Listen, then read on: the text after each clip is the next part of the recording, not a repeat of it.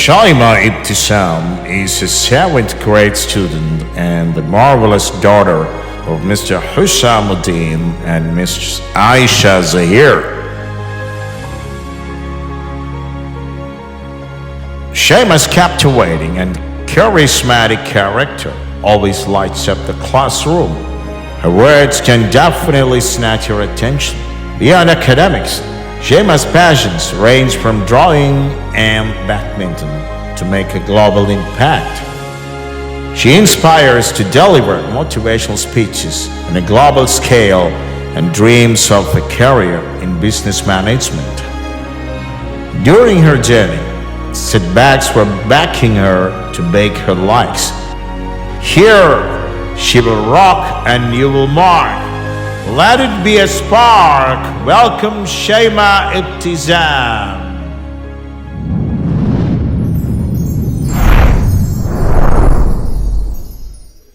Imagine that sweet symphony of laughter, not the noises of machines. See classroom buzzing with curious minds, not dusty fields bent with weary backs. This is the type of world we must orchestrate. A world where childhood blooms untainted by the shadow of child labor. We build cities with bricks and mortar, but true strength lies in dreams and children. Respected, distinguished guests, fellow advocates and friends. Some of you may paint masterpieces, while others may stumble over shoelaces. No judgment. But there is one thing that unites us. A fierce commitment to justice. Let's talk about eradicating child labor, a statement of world as welcome as a bruised shoelaces string. Together, we'll tie up this injustice once and for all. But before we delve deeper, I want to ask you all a question. Raise your hand if you ever heard the term child labor before. And now, keep them raised if you understand its full scope. Millions of children worldwide are forced to toil in factory fields and even at homes, being robbed their childhood and given tasks meant for adults. Well, the silence of some of you tell the story itself. But today, we break the silence and shine a bright light on this darkness, not for a shock or despair, but for understanding and action. Close your eyes. Let me take you to an expedition worldwide. In Africa, a 10-year-old nimble finger guiding fabric under a sewing machine, his eyes shadowed by a burden unseen, his laughter silenced by hardship, whispers of stolen innocence. And now, in India, a young girl, gold dust painting her face, hacks at a quarry store. Her dream, once as vibrant as the sun, crumbled like the mountain she chips away at.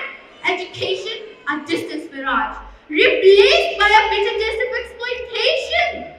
And now, in Ivory Coast, a boy smaller than a cocoa pod, his back etched with whips of cruel-seated nature, walks through endless plantation. The weight of change burdens his heart. Well, these are not just isolated notes, but fragments of a global discord, a haunting melody woven with tears of over 160 million stolen childhoods. Now comes the most important question. Where do we turn faced with such colossal challenges? Take your time. I'll answer. We turn first and foremost the most entrusted power to protect us, the government. To them, I issue a clarion call. Strengthen and strictly prohibit child labor. Poverty fuels child labor. Invest in safety net. Education must be accessible and compulsory for all. But the government can't fight this fight alone, so just not their fight. It's ours. It's about building a world where humanity thrives not on the backs of innocent, but on the foundation of compassion and justice. Do you will these small hands being blistered by baby blooms, or their eyes being dulled by the soot of mines and factories?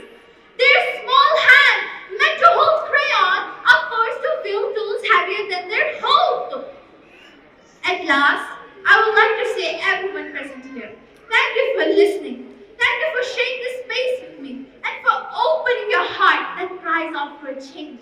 Let this not be another story we hear and forget.